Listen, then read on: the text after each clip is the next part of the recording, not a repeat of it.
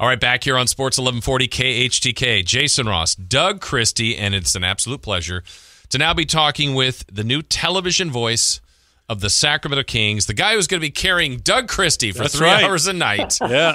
Mark Jones. Mark, first off, congratulations. I know Sacramento, a lot of people have given you feedback, a lot of love for you, and a lot of people are excited, and you have to be excited about the new venture for you.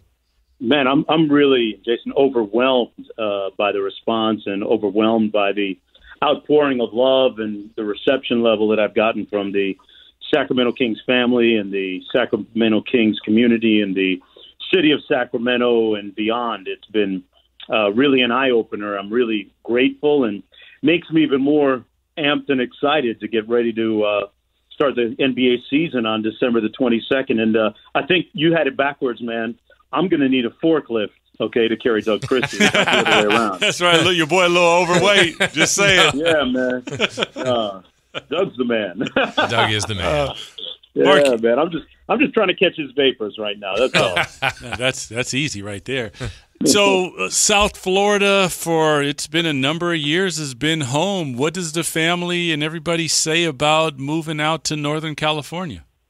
Man, guys, this has been like a 30-year journey here in Miami, and the community down here has been great. You know, I've been a Miami Heat season ticket holder as part of a huge rabid NBA follower myself, and you know, my wife and I were outside today. We've been underwater here in Miami for the last several days. We got heavy rains, about 12 inches going back to last weekend. So we just had some of the water recede from the edges of our driveway, and my wife was outside cleaning up a little bit earlier, and she came back and she's like, man, I can't wait to get to Sacramento because I don't want to have to take 3 showers a day because of this humidity. That's right.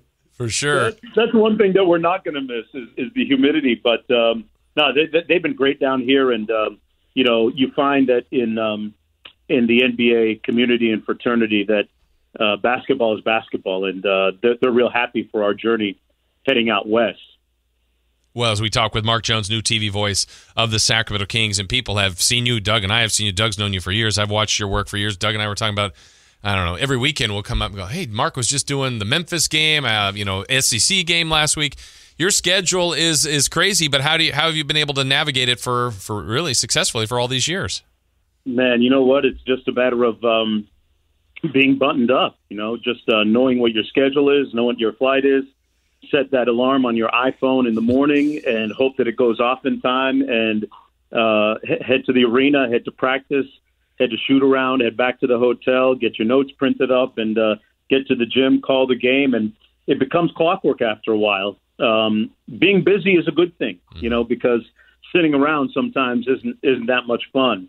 You know, we're coming off of this pandemic where, you know, I was at home like many of us sitting around for about 3.5 months before I went up to the bubble in Orlando and had a chance to do the seeding game. Sacramento was up there with the other 22 teams and called those games. And then it came to an abrupt halt when the finals started, and Mike Breen took it from there for ESPN and us.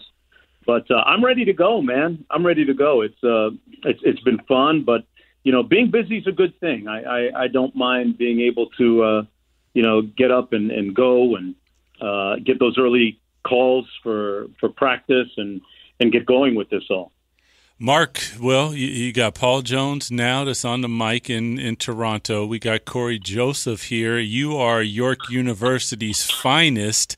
No doubt, man. Wicked jump shot. Everybody doesn't know because we did some interviews, but they don't know. I played basketball with Mark in the driveway. Mark could shoot the basketball. Was it you that played with Corey Joseph's dad or Paul that played with him? Yeah, no. You know, David Joseph, Corey's dad, was, you know, Corey might get mad at me, but David, his dad, would agree with me. I think David was as good a player, okay? But they weren't looking up in Toronto back in the day for NBA players much outside of Leo Routens.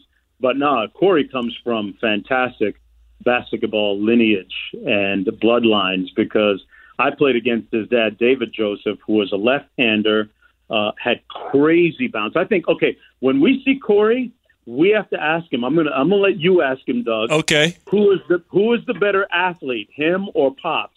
And I'll be standing by watching to see what the answer is. and I know what the answer should be. Okay. But I don't know what he's going to say. I want to hear that because I know David had crazy bounce. His pops would put it on guys' heads regularly in high school, and he played collegiate basketball as well and was an outstanding basketball player. Had huge hands. He would take it off the dribble and palm it with one hand and put it up there and punch that thing home a lot of times. Unfortunately, a couple of times I was on the wrong end of it. But I will say in the City of Toronto City Championship game, Oakwood Collegiate, my high school team, defeated Jarvis Collegiate, his team, by 2 points in one game. But David was unstoppable in that game. Now that I'm hearing this, Doug, so we get you and Mark against any other TV broadcast crew. You guys are taking this tournament, right? Yeah, I think we serving some folks up, no doubt. No doubt. I can't think of anybody right now, but yeah, I think we'll be all right. Advantage I'm giving it to Doug, man. I'm giving it to Doug and just let him go to work because I'm not trying to leave my Achilles tendon on the court. You know what I mean? That's right. I'm backing him down. I've been playing post work. Absolutely, work on my 1-2. Well, Mark, you've called games in every venue, obviously in Sacramento at Arco, and certainly this building as well. Just your perception of you've seen great Kings teams, and you've seen some teams that have struggled. What's been your experience in calling games in Sacramento? It's funny. To this day, and going back to the mid-'90s, early 2000s, and up to the present time, sitting up at night watching games on League Pass on the East Coast, watching the 10:30 tips or the 10 o'clock local tips here, 7 or 7:30 out on the West Coast. And my impression of Sacramento as a franchise has always been a franchise whose passionate fans have stuck with them and held it down through the good times and through the lean years. And, when it was going good and, I know you guys should have won the 2002 Western Conference Finals. We take that as a given, I know. But through the lean years that followed after that and waiting for the next playoff appearance, the fans have always showed up and been passionate. I can remember doing, one of the first games in Golden One Center, a preseason game. I think it was against San Antonio in 2016 or so, and rolling in there with the rest of my ESPN colleagues. And that night, there was a great buzz in the building. And I'm like, man, did somebody tell these people the playoffs were on? I mean, the Sacramento fans have always brought that heat and brought that fantastic energy. And, with what can happen this year, the potential of this year's team, it should be even more hyped. Sacramento, with your new play-by-play voice, the one and only Mark Jones. Mark, we don't know what's going to happen, whether we're going to call them on location, whether we're going to be traveling with the team. Have you ever called games on or just a sporting event on location? Yeah, you know what? I've been calling games, off the monitor for a while now, whether, we're broadcasting a Kings game on the road from the studio or from the arena. Calling a game off the monitor is a little bit tricky because sometimes you are subject and at the mercy of kind of a local feed or a world feed, so to speak. It's not a customized feed. Sometimes it is. I would guess that in our case, it probably will be. And the guys in the truck will be giving us fantastic pictures as they always do. I've watched the Sacramento broadcast through the years, and you guys do a great job on that. And it can be tricky in the sense that you don't get the whole panoramic view of the court that you would if you were at the arena.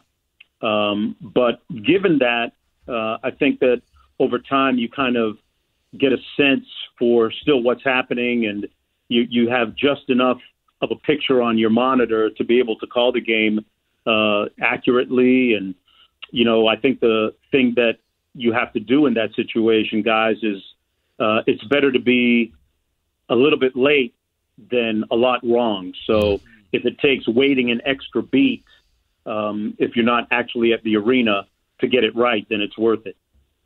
So he just said, Doug, shut the hell up. That's what he just. I got what you. I read through the lines there, Mark. Doug, shut the hell up. Yeah. I got you. Check. Yeah. No, I've called FIBA basketball games off the monitor and NBA games off the monitor and different games off of a monitor. So after a while, Doug, you and I'll be in a fantastic rhythm. It won't take long. Mark, you said you were one of the few that had to experience the bubble. You called the games there.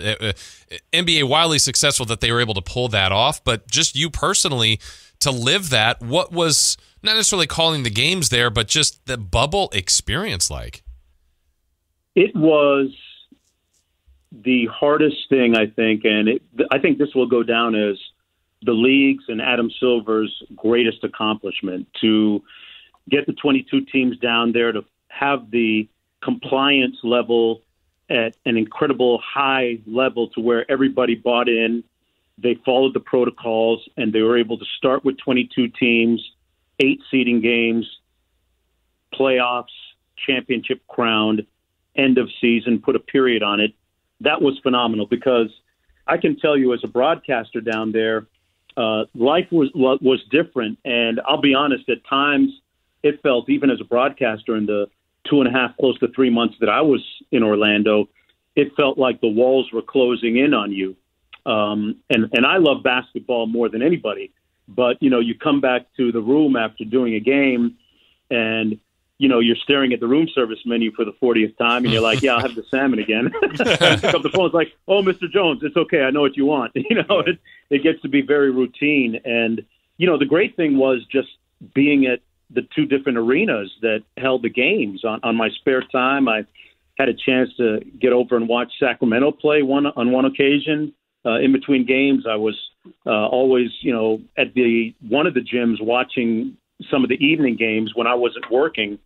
And sometimes I'd stick around after one of my games and watch the one across the way and go watch, Mike Breen or the TNT guys that were doing a game. So for a basketball junkie like me, it was heaven. It was challenging when you were away from the basketball games, in which time I was always, making notes, preparing for my next game, either the next day or 2 days from then, or, there was a golf course there.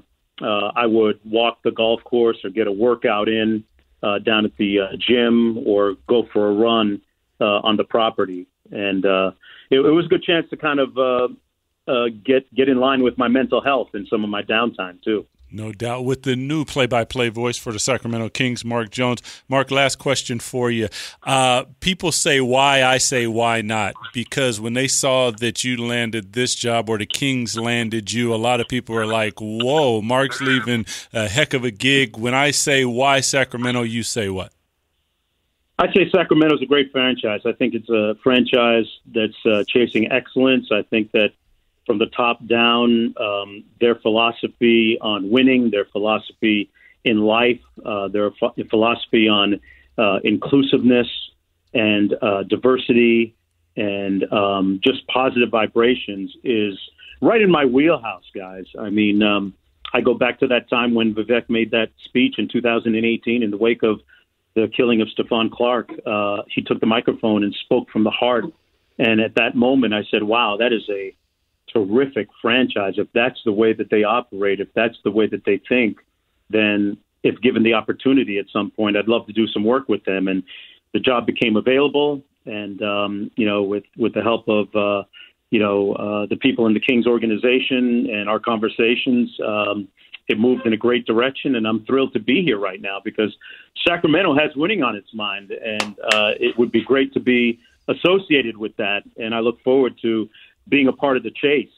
Yeah, well, we love all that. I mean, this is going to be exciting. You and Doug are going to make a great team. We welcome you to Sacramento. We look forward to watching you and seeing you do your work, Mark. Congratulations, and we can't wait to see you when you get out here. Appreciate you, bro. Guys, can't wait to get out there and can't wait to go. Look forward to seeing you all. All right, that's the great Mark Jones joining us here on KHTK.